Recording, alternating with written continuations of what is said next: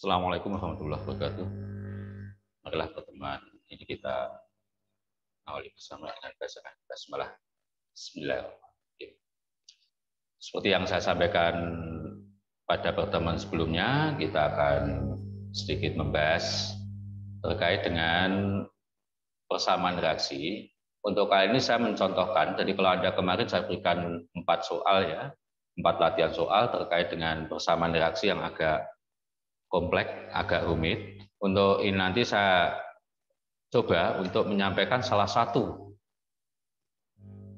dari contoh tersebut untuk dapat diselesaikan.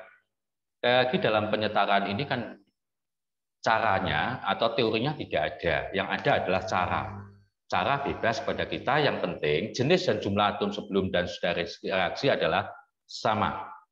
Itu untuk penyetaraan, dan dengan dua ketentuan yang tidak diperbolehkan adalah mengganti zat dan yang kedua menambah atau mengurangi zat yang ada. Nah, persamaan reaksi ini khususnya yang kompleks itu banyak nanti melibatkan persamaan reaksi redoks. Sebetulnya kemarin Anda sudah sedikit mengenal reaksi redoks, tetapi untuk penyetaraan ini akan lebih kita fokuskan nanti di kelas 12. Namun demikian untuk saat ini akan saya sampaikan sedikit cara atau salah satu cara untuk menyelesaikan persamaan reaksi yang agak kompleks. Mungkin Anda sudah ada yang mencoba untuk menyelesaikan persamaan yang ini ya. Saya salah katanya pada ini. Jadi kemarin kan atau sebelumnya saya sampaikan empat contoh latihan soal, mungkin salah satunya soal ini. Sudah ada yang mencoba untuk menyelesaikan dengan cara mencongak, cara coba-coba, cara langsung? Mungkin Anda yang dapat menyelesaikan top, Anda dapat menyelesaikan. Mungkin berapa waktu yang Anda butuhkan untuk menyelesaikan ini? Membutuhkan berapa baris halaman yang Anda butuhkan untuk menyelesaikan ini? Ya, ini tergantung usaha yang Anda lakukan untuk dapat menyelesaikan. Saya hanya akan mencoba untuk memberikan salah satu cara untuk menyelesaikan persamaan reaksi ini. Persamaan reaksi yang lengkapnya KMnO4 plus FeSO4 plus H2SO4 menjadi MnSO4 plus Fe2SO4 3 kali plus K2SO4 plus H2O. Cukup panjang, tapi nggak usah takut. Kemarin sudah saya sampaikan, nggak usah takut kita menghadapi sesuatu. Kita hadapi, nanti akan dapat terselesaikan begitu. Nggak ada ya sesuatu yang tidak bisa terselesaikan kalau kita ada usaha upaya yang sesuai dengan yang kemauan kita begitu. Tinggal kemauan kita untuk menyelesaikan, insya Allah kemampuan itu kita akan mendukung untuk dapat menyelesaikan ini. Baik, nanti di akhir saya akan menuliskan ini, saya tulis ulang persamaan atas itu dengan yang di bawah itu nanti ya hasil akhirnya gitu. Saya memberikan ruang untuk pengerjaan di sini. Yang pertama, nggak usah bingung saya lagi. Ini Anda perhatikan, Anda boleh menulis dengan langkah-langkahnya karena saya nggak menulis, saya menyampaikan cara penyelesaiannya. Yang pertama, ini kan ada 1, 2, 3, 4, 5, 6, 7. Ada 7 molekul, 7 senyawa. Artinya Anda nanti akan mencari 7 koefisien dari masing-masing senyawa ini. Jadi tugas Anda adalah menentukan 7 koefisien dari masing-masing senyawa atau zat atau rumus kimia yang saya tampilkan di sini. Dalam hal ini, langkah awalnya, misalkan saja dengan koefisien tertentu. Koefisien ini dengan variabel tertentu. Jadi kalau ini tadi ini kosong-kosong semua, ini anggap saja atau Anda buat variabelnya A, B, C, D, E, F, G. Apakah boleh yang lain? Boleh saja. Jadi saya hanya menggunakan variabel, kalau di matematik kan biasa XG begitu ya, XI maksudnya, bukan XG. Kalau X ya konsisten I, XI. Jadi mestinya itu kan biasa kalian di persamaan matematik X, Y, Z. Saya sekarang membuat 7. A, B, C, D, E, F, G. Ada 7 variabel. Ini tugas Anda nanti untuk dapat menentukan. Artinya, nanti kita akan menentukan bilangan atau koefisien A sampai G ini. Akan kita isi berapa? Itu langkah pertama. Menentukan atau memisalkan masing-masing koefisien dari masing-masing rumus kimia dengan variabel tertentu. Yang kedua, kita tentukan atom-atom yang terlibat. Jadi di sini atom apa saja yang terlibat. Nggak usah kalian baca semuanya, yang di kiri saja. Karena nanti yang di kanan itu kan sama dengan yang di kiri. Atom yang ada itu antara K, Mn, O, Fe, S. O tadi sudah kita sebut, H, S tadi sudah kita sebut, O. Berarti ada 1, 2, 3, 4, 5, 6. Ada 6 atom yang terlibat di dalam persamaan reaksi ini. Saya ulangi, kita nanti akan menentukan koefisien sebanyak 7, sedangkan atom yang terlibat di dalam persamaan reaksi ini ada 6 atom. Nah, ini nanti masing-masing atom ini kita hitung jumlahnya. Berapa saja atom yang sudah muncul di sini. Supaya nggak menyulitkan, kita fokus ke bagian yang kiri aja ya, yang kiri. Atom K ada berapa? Atom K letaknya hanya di sini. Ini sebanyak 1. 1 apa? Tidak hanya 1. Di depan kan ada koefisiennya A. Berarti 1A. Berarti sebanyak A. Belakangnya nggak ada ya. Sampai ini ya. Sampai tanda anak panah ini batasnya. Mn berapa? Juga hanya di sini. A. Sekarang atom O. Atom O ada di mana? Di sini ada 4A. Ditambah. Ini juga ada 4B. Ditambah. Ini ada 4C. 4A tambah 4B tambah 4C. Atom Fe. Di sini nggak ada, hanya ada di sini. Sebanyak 1 kali B. Berarti hanya B. Atom S adanya di 2 tempat. Di sini 1B dan 1C. Berarti B plus C. Atom H. Di sini nggak ada, di sini nggak ada. Yang ada hanya di bagian paling belakang di ruas kiri ini. Ini ada 2C. Ya, itu aja. Yang bagian kiri selesai. Kemudian tanda anak panah ini kita ganti dengan tanda sama dengan di masing-masing belakangnya atom ini. Nah, jadi kita tuliskan sama dengan gitu. Kemudian kita hitung yang di ruas kanan. Kalau di ruas kanan nggak urut, kita perhatikan atom K. Atom K di mana adanya? Di ini nggak ada, ini nggak ada di sini. Di ini ada berapa? 2. 2 apa? 2F. Kalian tulis saja 2F. Atom Mn adanya di sini sebanyak D. Atom O, nah ini banyak 1, 2, 3, 4. Di sini ada 4D. Di sini ada 4 kali 3 ya ini. Ada 12. Ini kemarin saya menghitungnya 4 kali 3 12 E. Di sini ada 4F dan di sini ada 1G. Atom Fe di sini ada 2E. Di sini S-nya ada di sini, ini ada 1D. Di sini ada 3E. Di sini ada 1F. D plus 3E plus F. Sedangkan H yang ada hanya di bagian belakang G yaitu sebanyak 2. Apa fungsinya itu?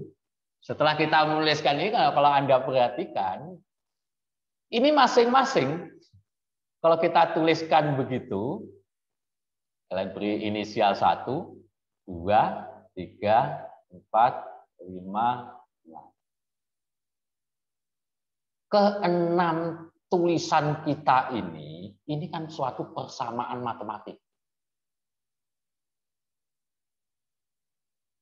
Ya, lagi kan perhatikan ini aljabar ya.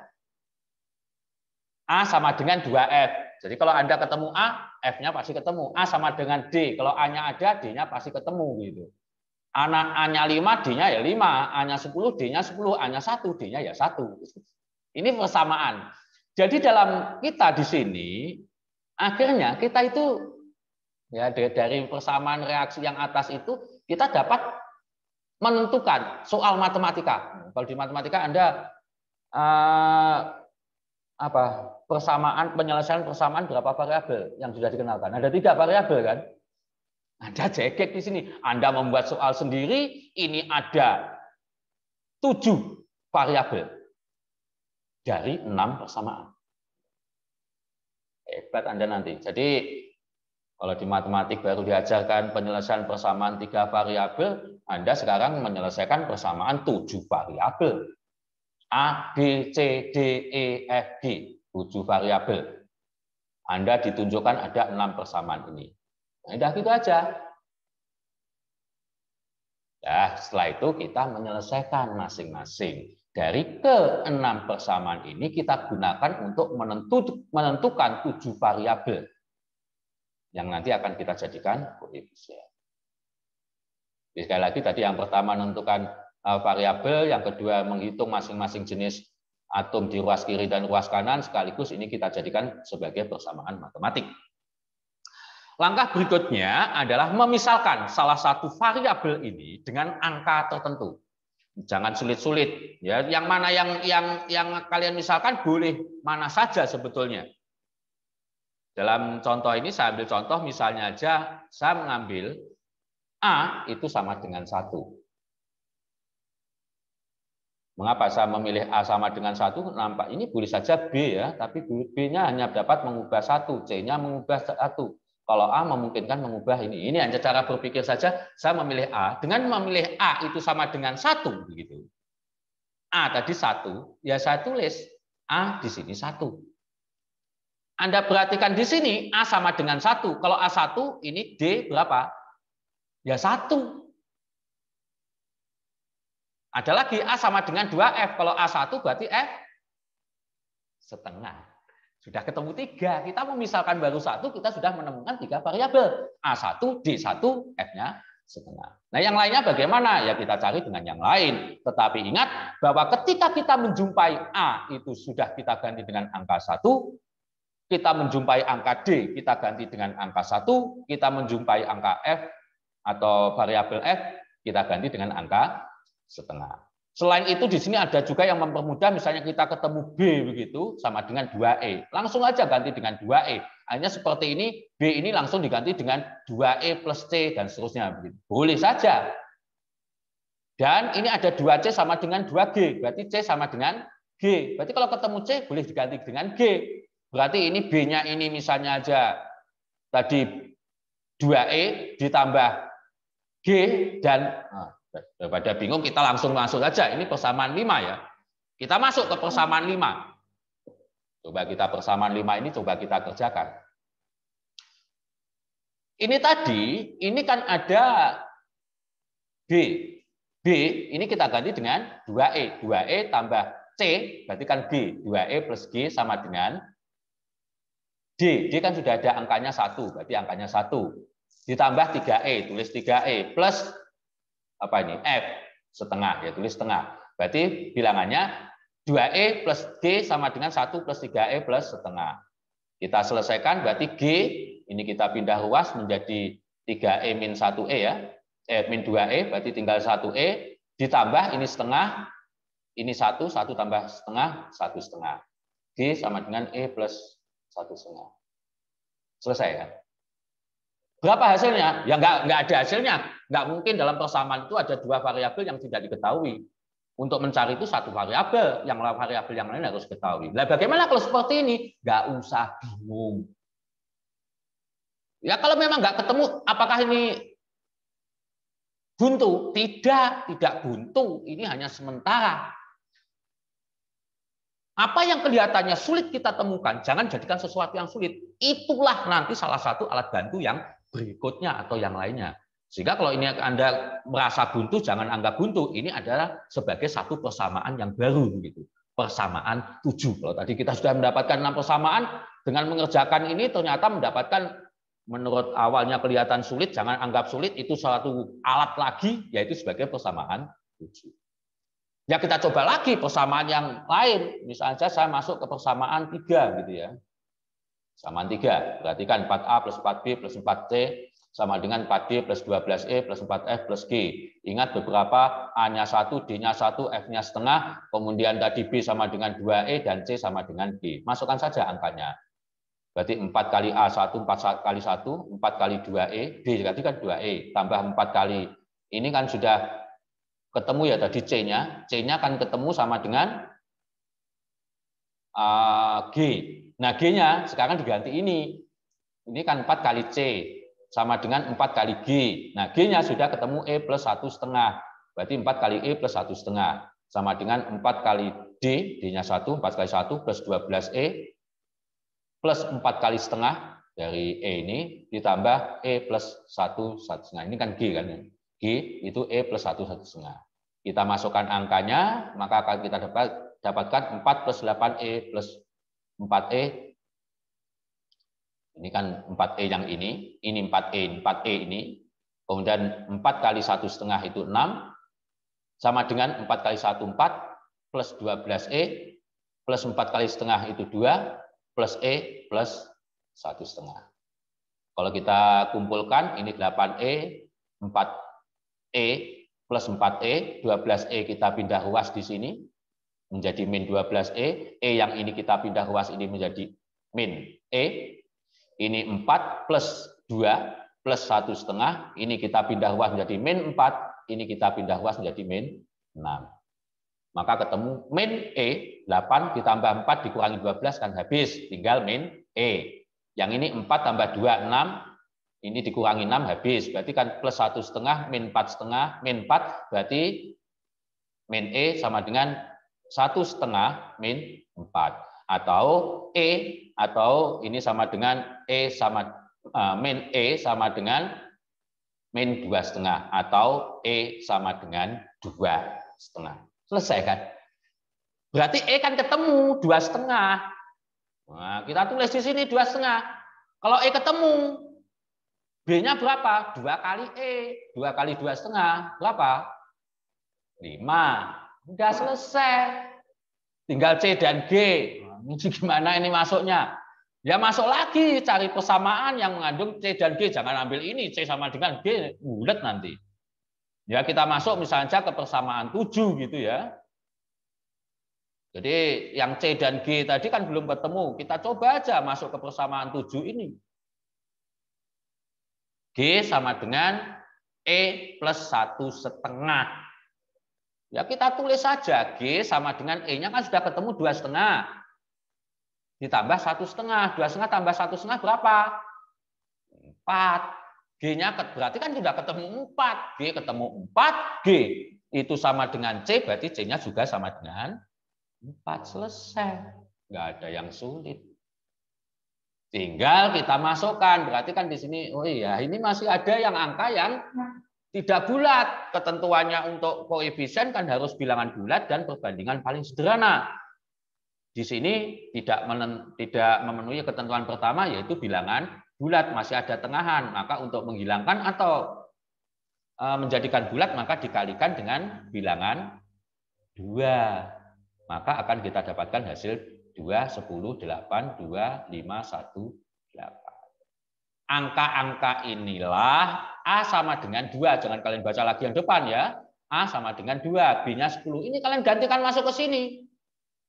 Berarti kan 2 KMN4, 10 FeSO4, dan seterusnya. Jadi di sini saya tulis ulang menjadi seperti ini. 2 KMN4 plus FeSO4 plus 8H2SO4 menjadi atau menghasilkan 2 MnO4 plus 5 Fe2SO4 3 kali plus K2SO4 plus 8H2O. Selesai kan? Nah, apa benar pekerjaan? Ya coba kita cek aja kalau Anda nggak percaya ya. Apakah benar ini kelihatannya rumit kok gampang gitu? Ya kita cek aja.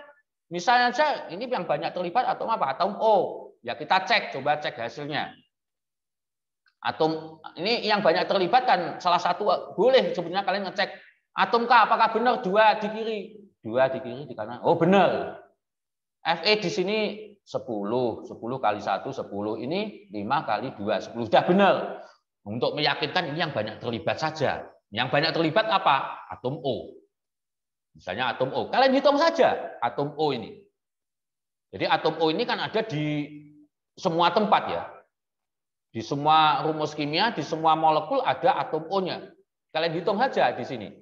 2 kali 4, yang itu 10 ya. 10 kali 4. Yang ini 8 kali 4. Yang ini 2 kali 4. Yang ini 5 kali 4 kali 3. 5 kali 12.